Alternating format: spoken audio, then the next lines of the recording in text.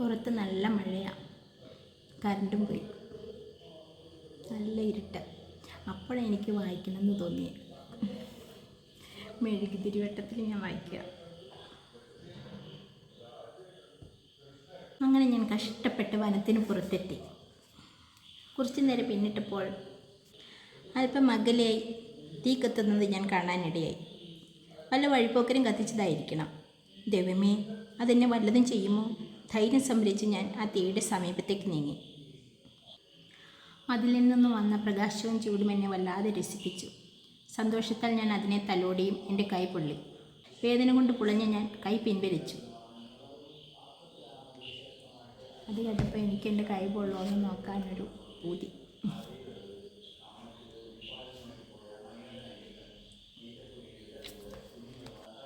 സന്തോഷത്തിന് വേണ്ടി ആഗ്രഹിക്കുന്ന ഒരു മനസ്സിനെ ഇത്രമാത്രം വേദനിപ്പിക്കാമോ?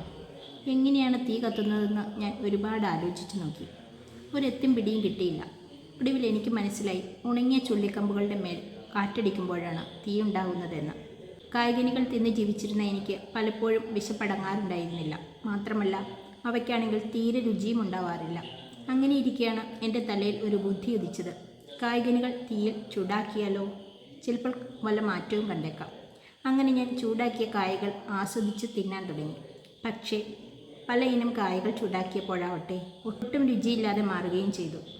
ഒരുപാട് ദിവസങ്ങൾ പിന്നിട്ടപ്പോൾ എൻ്റെ തീറ്റ മുട്ടാൻ തുടങ്ങി. അങ്ങനെ ഞാൻ അവിടം വിടാൻ തീരുമാനിച്ചു. ഇതാരെഴുതിയതാണെന്നറിയോ? ഈ പുസ്തകം ഏതായിരിക്കും? കൂട്ടുകാർക്ക് അറിയാമെങ്കിലൊന്ന് പറയട്ടോ, എന്നിട്ട് ഞാൻ ബാക്കി വായിക്കാവേ.